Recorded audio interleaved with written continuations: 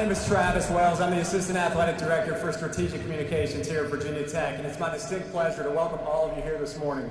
From our distinguished guests to the university community, members of the media, and all of Hokie Nation, as we celebrate this landmark day for Virginia Tech football. Thank you so much for being here. We're grateful for your attendance.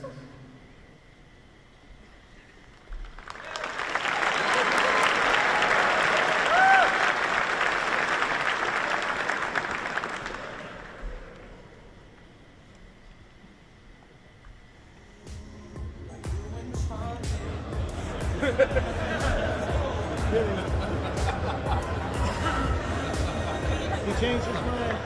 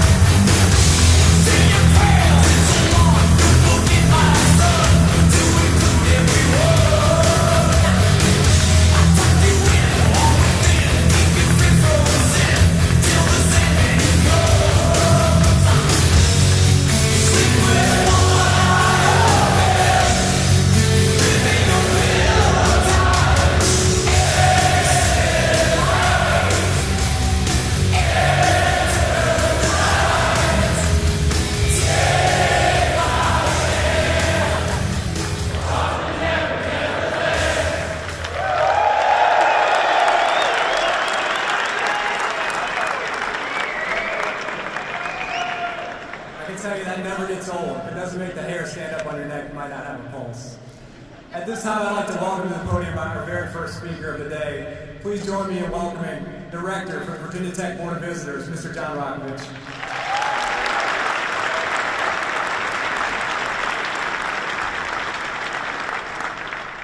Well, good morning, and thank you for being here. When I became Director on July the 1st, it was evident to our board, our administration, our alumni, and I believe all of our constituents, that the time had come to elevate Virginia Tech's financial commitment to athletics, and specifically football. On behalf of the Board of Visitors, Jay Pearson and Ryan McCarthy took the lead in working with the administration to work out the financial plan. They also took the lead on the search committee that President Sands appointed to lead that, along with Bruce Arians and Bud Foster and Brad Hobbs and Eddie Royal. I'm probably missed somebody.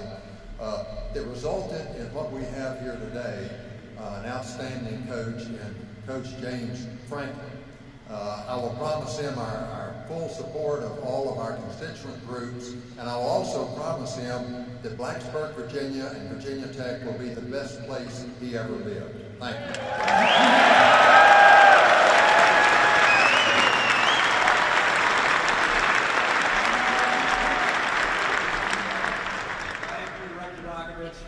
At this time, it gives me great pleasure to welcome to the podium Virginia Tech President, Dr. Timothy Sands. We are so excited to welcome Coach Franklin, Fumi, and their family to Blacksburg and to Hokie Nation. I'd like to thank our Athletic Director, Whit Babcock, and our administrative team led by Chief Operating Officer Amy Sebring, and of course the Board of Visitors led by Rector Rokovich. The Invest to Win plan approved in September is really transformational, and the first clear evidence of that is sitting next to us right here. At Virginia Tech, there are 4 primary reasons that we invest in athletics. The student-athlete experience is a leadership training ground. Number 2, the experiences shared during major athletic events create indelible ties between students, alumni, and the institution that really seed future engagement. Third, athletics at the highest level elevates Virginia Tech's brand beyond Appalachia and the Mid-Atlantic. And fourth, our local economy is critically dependent on athletics. When we invest to win in football at Virginia Tech, everyone wins. I'd also like to add my thanks to the search committee, including Board of Visitors members Jay Pearson and Ryan McCarthy, as well as Bruce Arians, Bridget Ryan Berman, Lynn Dowdy, Bud Foster, Brad Hobbs, and Eddie Royal, who, with the support of A.D. Whit Babcock, Rector John Rokovich, and University Legal Counsel Kay Heidbreder, led us to this outcome. This is really an all-star committee, and each one of them invested their time and energy to ensure that Hokie football is positioned to win in this new era of college athletics. The future is bright. Go Hokies!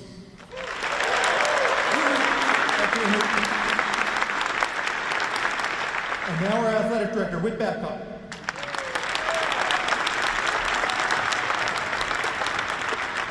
Yeah, thank you all for coming, and thank you to those watching online. Today is a landmark moment for Virginia Tech football, and we are thrilled to introduce and welcome James Franklin as our next head coach. Today is a statement about where we are headed as an athletic department and as a university, one built on alignment, investment, and ambition. Coach Franklin is a proven program builder, a winner, an elite recruiter, a strong developer of men, and a relentless competitor. His track record speaks for itself. Coach has succeeded everywhere he's been, at Vanderbilt, at Penn State, and throughout more than 3 decades in this profession. He's shown he can elevate programs, sustain excellence, and attract top-tier talent both on the field and on the sidelines. His combination of leadership, discipline, energy, and vision aligns with everything we want Virginia Tech football to be. This hire was made possible because of our Board of Visitors, President, and university leadership were committed and aligned from the start. Their invest-to-win mindset and willingness to fully support the athletic department and the future of Virginia Tech football was extremely instrumental in attracting a coach of James Franklin's caliber. This unity and support reflects a powerful commitment to the student-athlete experience and to elevating our football program back to the national stage where it so rightfully belongs. I also want to thank and acknowledge our search committee, a very talented team with complementary skill sets.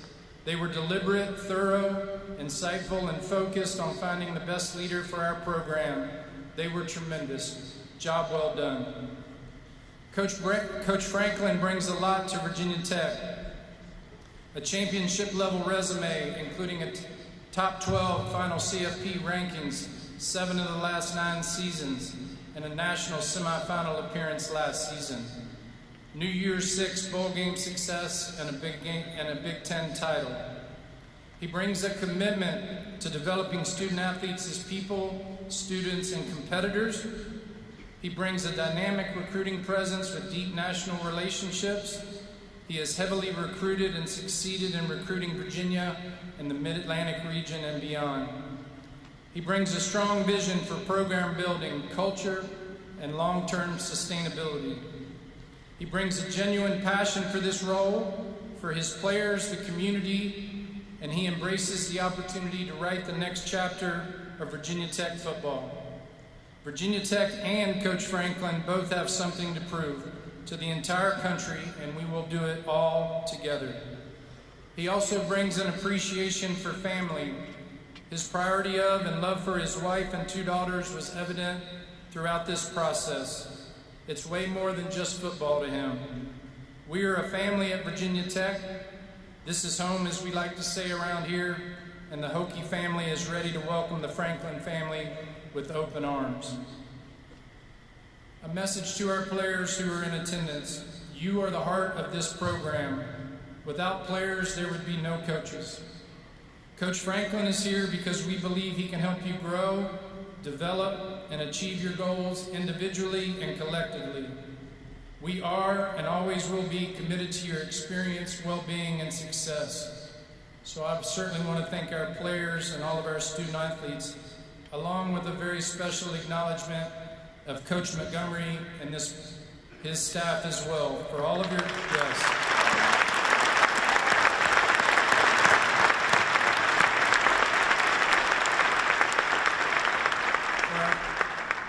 For our players, Coach Montgomery and his staff as well, thank you for your effort and perseverance during this season, during a very difficult and uncertain time. We are proud of you.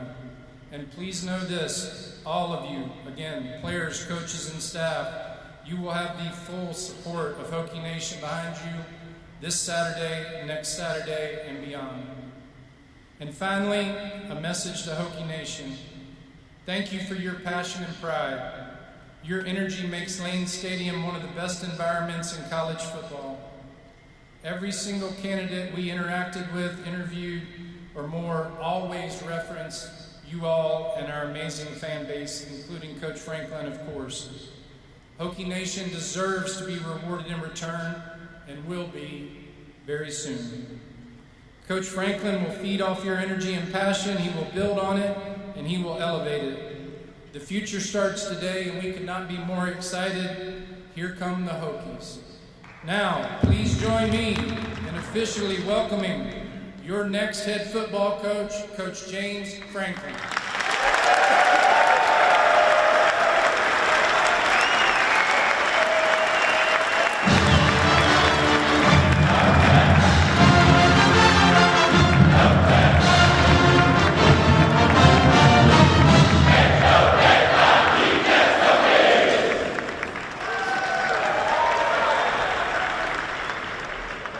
Good morning. Love having the core here. So excited about partnering with you guys. It's something that makes this place unique and special. Couldn't be more excited about this opportunity. My wife, Fumi, my brother-in-law, Jason, couldn't be more excited about this opportunity and being with you guys this morning. I want to make sure that I get a chance to thank everybody that's been a part of this process. That's probably the thing I'm most concerned about, that I don't miss anybody. But starting with President Sands has been awesome throughout this entire process. His commitment to our program, his plan for the program, the investment in the program. In today's college football, there needs to be alignment. There's no other way to do it. That is from the rector to the president to the athletic director to the head football coach, and most importantly, the fans and alumni. And President Sands has been phenomenal throughout this entire process. Could we please give President Sands a round of applause?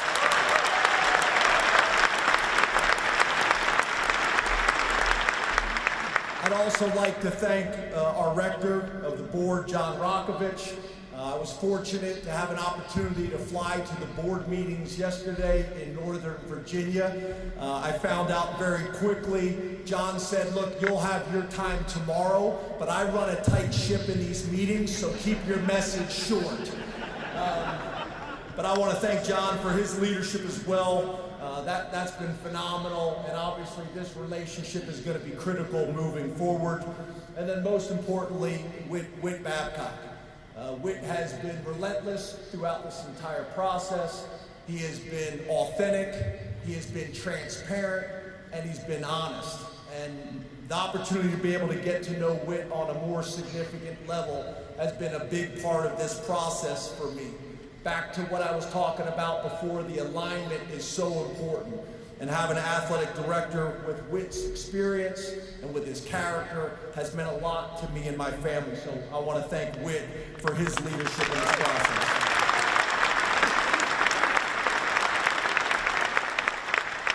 I'd like to acknowledge Brent Pry. Sorry.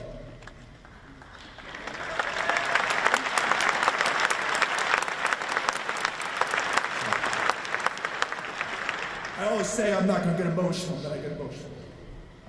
So, Brent Pry's a good friend. Gosh.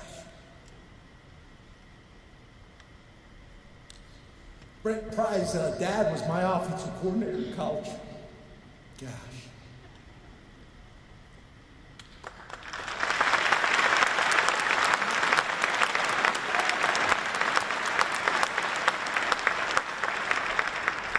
Brent's dad was my offensive coordinator in college. I've known Brent for over 30 years.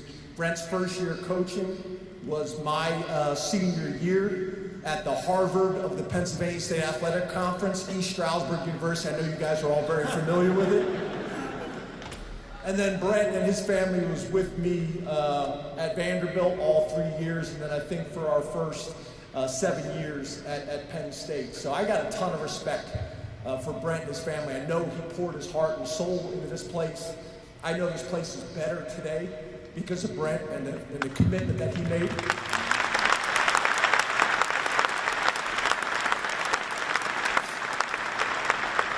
So I just want to show the respect to him. I know how much coaches pour their hearts and souls into this job, and I just wanted to make sure that I gave Brent the respect that him and his family deserve.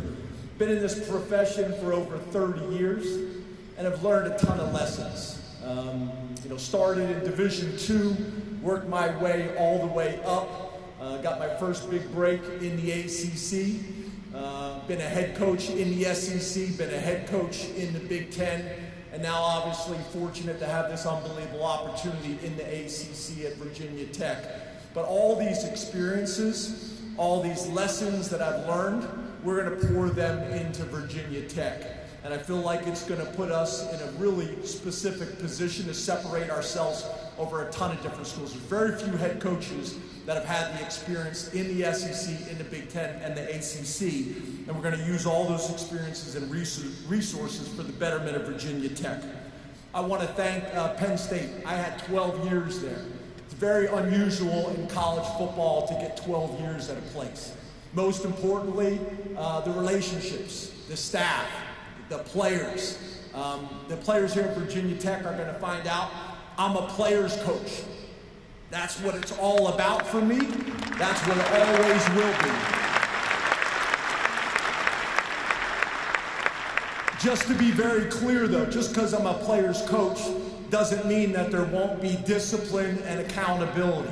I'm an old school guy. I'm going to coach you hard, but I'm also going to love you hard as well. When you do something well, there's going to be nobody that's going to celebrate and show more appreciation than me, but there also will be accountability in our program every step of the way. I believe that young people have a chance to achieve their goals and their expectations, both individually and collectively, when they know how much you truly care about them.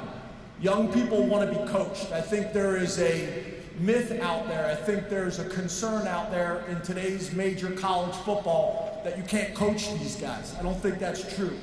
They're going to be coached hard, they're going to be developed hard, but they're going to be loved and cared for as well. I want to thank Coach Beamer.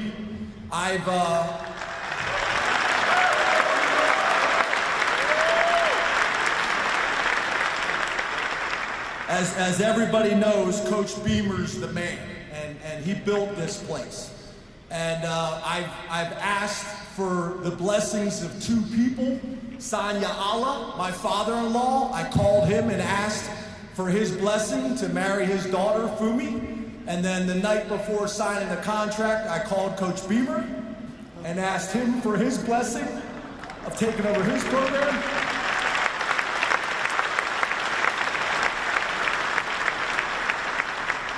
I was a little concerned because I called him 3 times and he didn't answer the phone.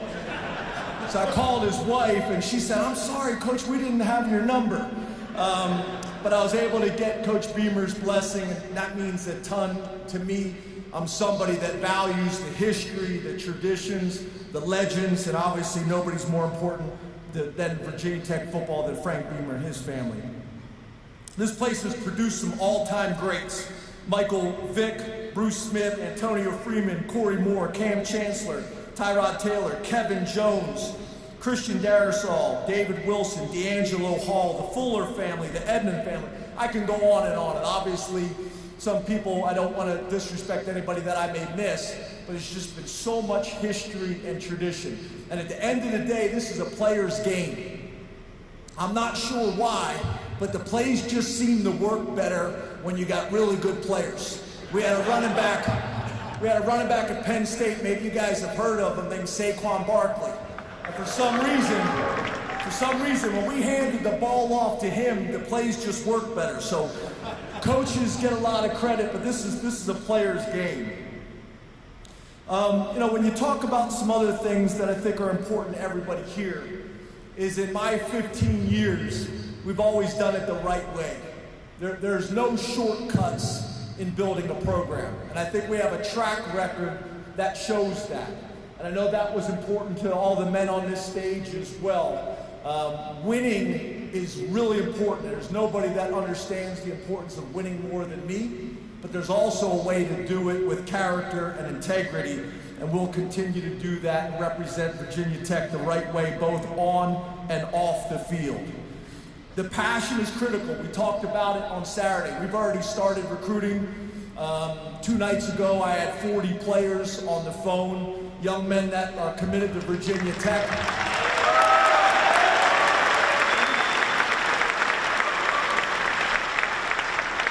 Also called all the top players in the state of Virginia as well.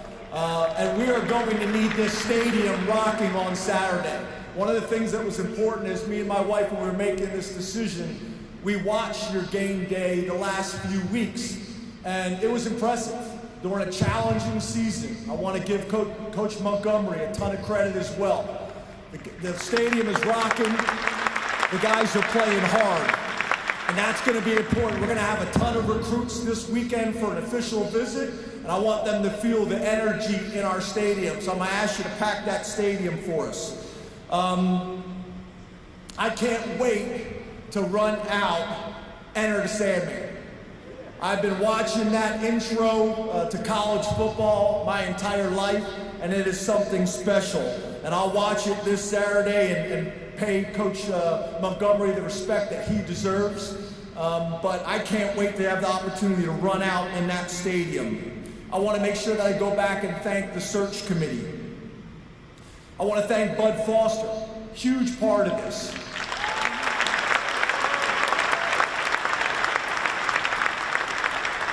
It's great to talk to the administration. It's great to talk to the board members and the donors and the former players. But for me to be able to talk coach to coach with Bud has been extremely valuable. Bruce Arians, Ryan McCarthy, Jay Pearson was relentless. I don't know if everybody knows Jay Pearson, but this guy is relentless. He sent me a box of ties and what I call pocket squares. He calls them handkerchiefs. But sent me a box of ties for today. Brad Hobbs, Eddie Royal. I had a tremendous conversation with Eddie Royal one night as well. So I want to thank all of them as well. I also want to talk about recruiting the current players. This is a unique situation where I'm here early. One of the challenges always when you're taking over these new jobs, you're always recruiting for the future. Well, the most important thing is recruiting our current players. I'm going to get a chance to visit with those young men today.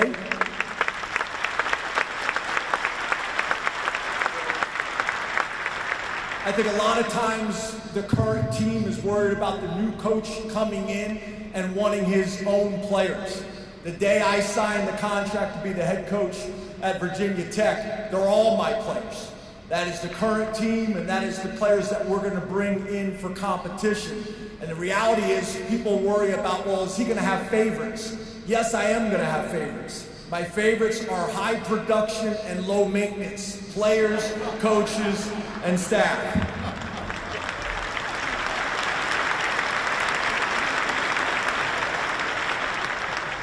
As for coaches, I'm going to bring the best fit for Virginia Tech. We're going to have an opportunity to attract some of the best coaches in the country. That will be in terms of spending time with the current staff and seeing who makes sense to keep on with us, because those people have obviously poured their hearts and soul into this program. Also bringing some coaches from other places as well. But that's going to be a very important piece of this process as well. But in closing, I just want to thank everybody. I want to thank everybody for coming out this morning. I want to thank the search committee. I want to thank the leadership. everybody has been phenomenal. And I couldn't be more excited, my family couldn't be more excited about our future here at Virginia Tech. You could not have found a coach that's going to pour his heart and soul into this place more than me and my family. I give you my word on that. Sorry.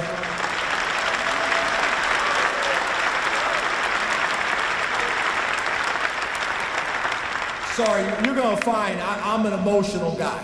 I don't take things for granted. My wife makes fun of me. We'll be sitting there watching TV, and a commercial will come on and she'll look over and I'm getting emotional about the commercial. She's like, "Are you kidding me right now?" But I just think I don't take this for granted. I don't take my family for granted. I don't take my career for granted. This is all I got. I don't have any other hobbies. My wife says I don't have any other skills. I want to be a great husband, I want to be a great father, I want to be a great football coach and represent this place the right way. So thank you so much for this opportunity. Go Hokies.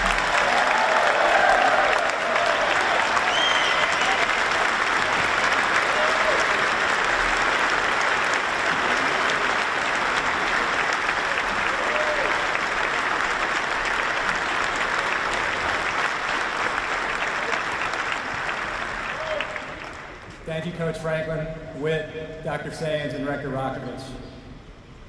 It's time now to enter into the Q&A portion of our event today. Just a reminder for our media folks, we have some wireless mics in the room. If you have a question, please raise your hand. We'll get a microphone to you. Please identify yourself and your outlet. Also identify who your question is directed to.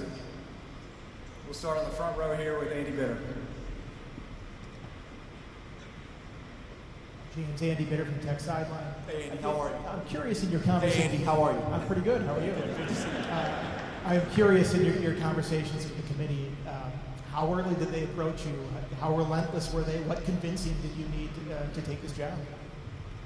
Yeah, so just out of respect for everybody, I'm not going to get into a whole lot of detail with the process, but I will tell you, I think they were very aggressive, right?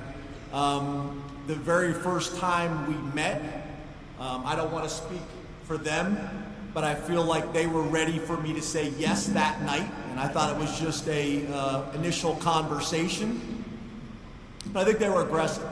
And what I will also say, thanks to the leadership of everybody, is what was very obvious to me very early on is that they had a plan. Right? They had a plan. I think you'd be surprised going through this process how few people really understand what college football takes in today's day and age. They had done their own homework, so it wasn't like coming to me and what do you need? They already had a great list and a really good plan put together on what was needed to be successful in today's college football, not only in the ACC, because I think that's a mistake that people make sometimes. They benchmark only on their conference. And the reality is we should be benchmarking not only on our conference, but also nationally, right? If we truly have the expectations and the standards of where we want to go, then our commitment must match those expectations. And that's what I was able to feel very early on, that there was a plan. There was an approach and mentality that I think aligned with what I was looking for and what my family was looking for, and I think that really helped the process. It wasn't like having a conversation with me. I'm talking about the things that I think we need to have to be successful at the very highest level.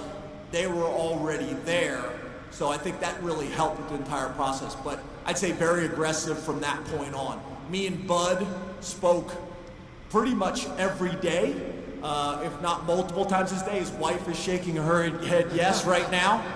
And I think that was really valuable. Jay Pearson as well, very, very aggressive. And obviously Witt was huge in this. For coaches, you want to make sure that you're going to work with good people that are going to be in the foxhole with you and battling all the things that you need. So having those conversations with the group was really important. I know that's a long answer. You're going to find I can give long answers. I'm not supposed to. They tell you that's not good in media training.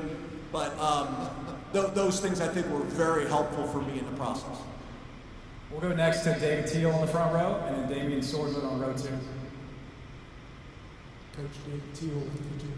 Hey David, how are you? Good to see you again. And I apologize, I couldn't talk to you on the sideline of Old Dominion the other night. Completely understood. You were very gracious. Yes, sir. You teared up when you talked about Coach Rock. What were your conversations like with him about Virginia Tech? What did he tell you? Yeah, so fortunate for me, I know a ton of people here, right? One of the advantages and one of the challenges for my 12 years at Penn State is that we had a ton of people leave our program to go be head coaches. We lost Joe Moorhead to go to Mississippi State. We lost Ricky Ronnie to go to Old Dominion. We lost Manny Diaz to go to Duke.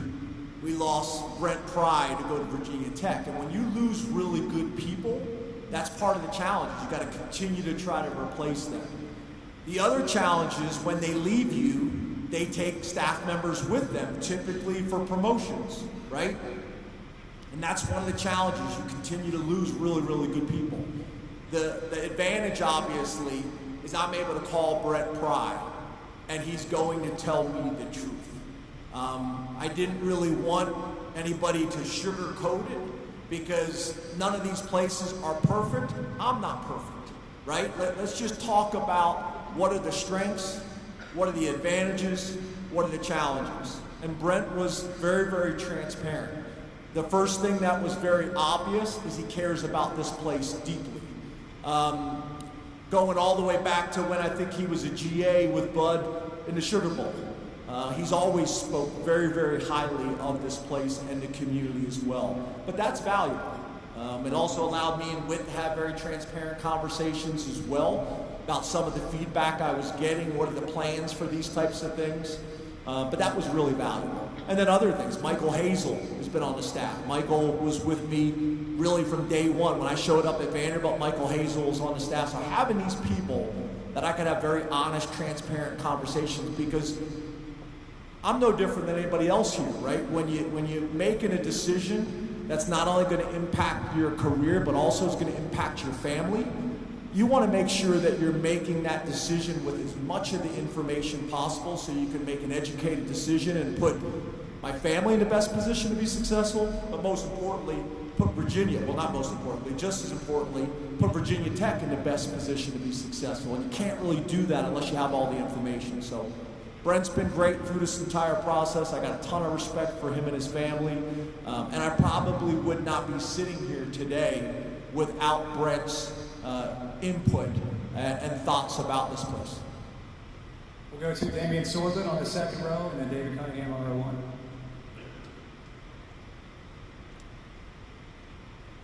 Damian Swordman, Toronto Times. Hey, Damian. It's for Whit. You're about a month into the coaching search when James Franklin is available. What were the talks with the committee about? We need to look into a proven winner and someone who understands recruiting in this region, understands how to win at different power conference levels, and was that when you said, all right, let's go get him? Yeah, it was something like that. We talked, when we started the committee, one of the first things we started with was a list of traits that we wanted to see in our next head coach. Then we went through the process of knowing that we wanted a proven sitting head coach, and there's only 130 some of them in FBS football. There's some that we didn't feel that were ready for the job. There were others we felt were not movable. And we started to narrow down that list together. And we would talk about that, and the committee would rank them and ask my advice from time to time, and then they would always have a time to sit and talk and rank candidates. And when Coach Franklin became available, we had a very brief conversation. The committee met on their own and voted 8-0 to make him the top candidate, so that kind of set our mission right there. And then we had a number of other strong candidates that will be fabulous coaches in our own right, but Coach Franklin met those traits, and I just happen to have them right here. These are the traits that we started with, and he checks all these boxes. executive leadership, head coaching success, vision and drive to rebuild, modern program management in the NIL, transfer portal, and revenue share era, player development, communication and public engagement, recruiting excellence, staff building and management, cultural and institutional fit at Virginia Tech, and the committee, and I know I can speak for them, 9 out of 9, he scored 100 on that. It would have been helpful, Whit, if you would have shared that list with me earlier in the process. Next, we'll go to David Cunningham on the front row.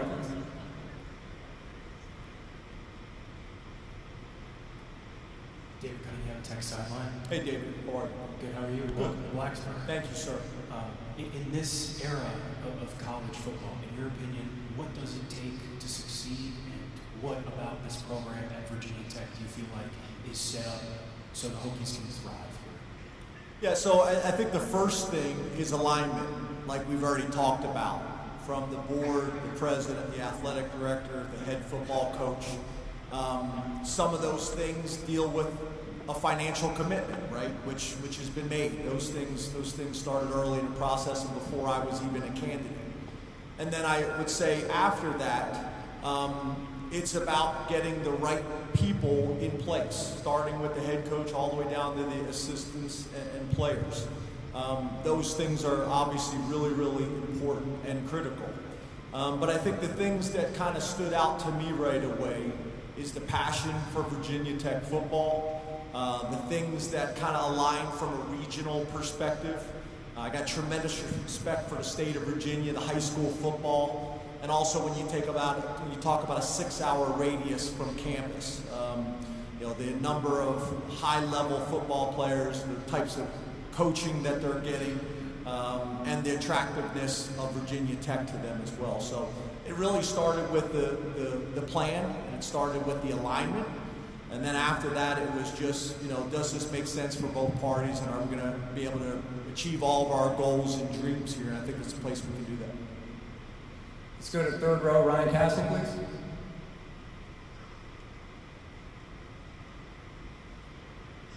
Ryan Castle, Science Saturday. How are you, Coach? Hey, Ryan. Good. How are you, buddy? I'm great. Coach, after your let go from Penn State, you mentioned that you wanted to take some time for reflection and analysis on your time there. What did you take from that time of reflection, and what might you want to do differently here at Virginia Tech? Yeah, great question. So I think the first thing is, right, you take a deep breath. 15 years as a head coach, a lot of success. 3 straight years at Vanderbilt going to bowl games, 2 seasons where we won 9 games at Vanderbilt. We beat Georgia, Tennessee, and Florida all in the same season. That had never happened before. You go to you go to Penn State. Our first year off of sanctions, we win the Big Ten championship. In the last 3 years, there's only 4 programs in the country that won more games than us. And last year, a game away from playing for the national championship. So I say all that just to say there is a core belief system of how we do things that works. And we believe in that. We have conviction in that.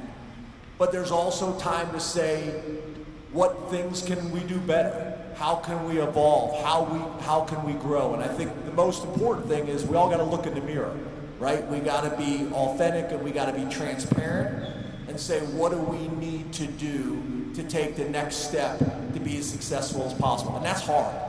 That is hard to do, to be that honest with yourself and be honest with the program.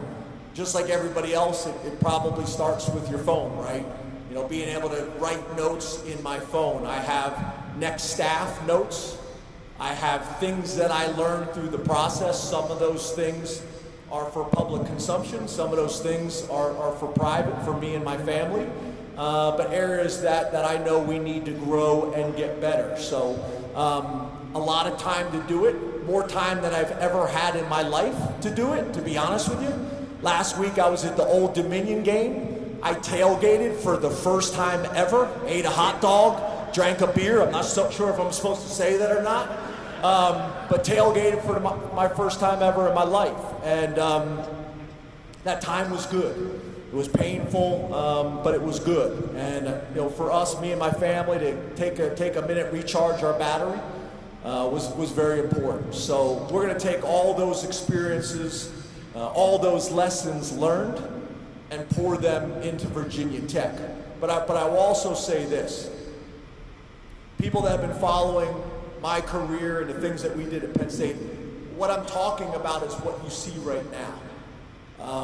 The leadership, the commitment, and the alignment. And the nice thing for me is I'm walking in here and that alignment already exists. And now I'm looking to partner with these men and women to put Virginia Tech in the best position to be successful long term. Let's go to Tim Thomas on the second row, please.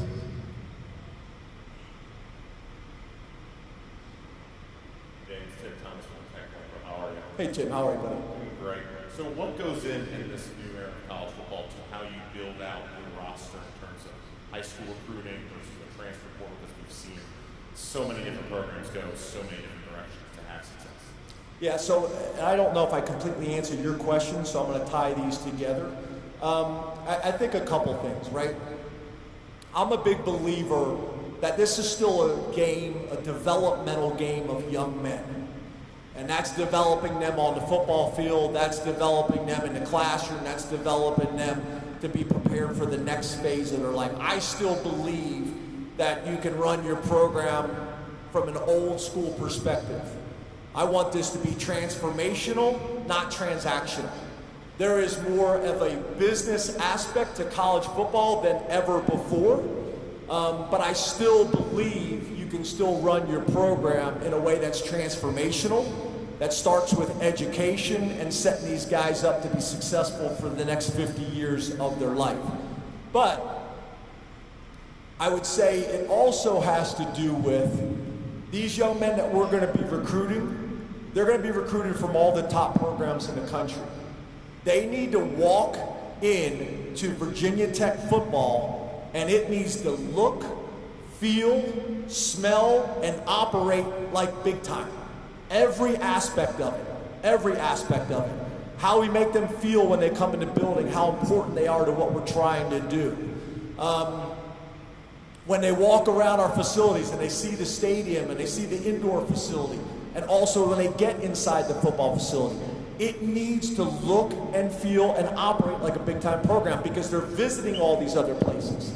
And the reality is, it's not what you have, because everybody has it, the programs that we're competing with.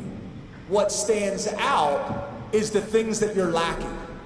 You've got to do that. Every box needs to be checked. And then the reality is, in today's day and age, there's an NIL component. And for us, we're not going to lead with money.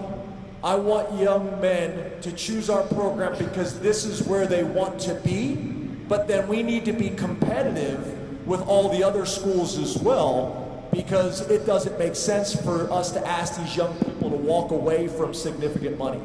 So that's what we're going to do. We're going to build it with high school recruits. We're going to complement that with the portal.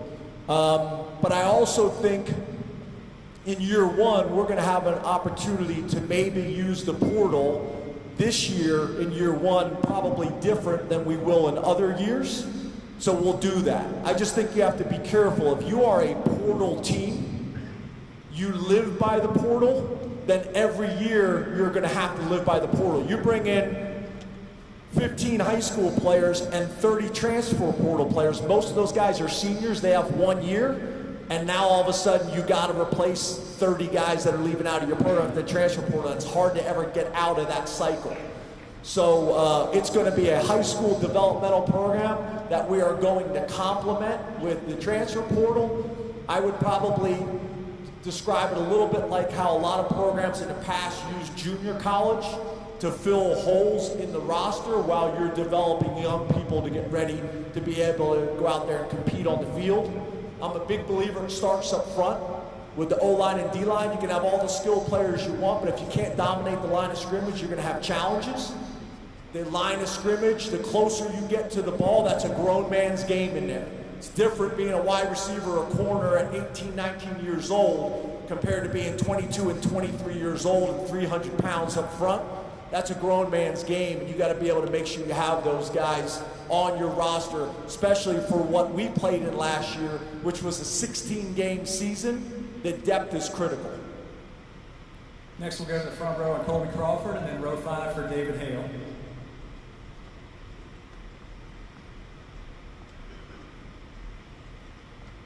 How's it going, James? Colby Crawford. Hey, Colby.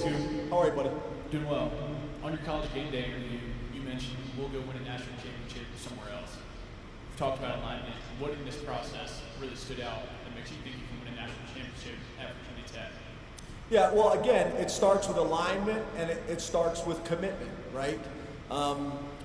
When you ask about why do you have that type of confidence, because we were a drive away last year from playing in the national championship, so I know what it looks like. I know what you need to do. We learned from that experience. We grew from that experience. Again, the alignment, the commitment based on what we've done in our past as well. You pour all these things together at a place that's got great history, that's got great traditions, that's got great pride. You know, you look at today, you look at, you know, how this facility is packed. Again, my good friends, the core over there as well, there's some things that are unique. But I will also say this. One of the mistakes that I think coaches make, and one of the things that I think search committees make, is they try to go hire somebody to go bring that to their place. All these places are unique and sophisticated. There are lessons from Vanderbilt, there are lessons from Penn State, but the reality is I'm gonna need to lean into all these men, Coach Beamer, Coach Foster, and understand the institutional knowledge, the community knowledge, and be able to take my experiences and intertwine them with the university, with the community knowledge, with the institutional knowledge, to put Virginia Tech in the best position to be successful. And that's what this sprint and marathon at the same time are going to be about over the next 6 months, so that we can put a product on the field that everybody's really excited about. Next, we'll go to David Hale in row 5. Raise your hand, David.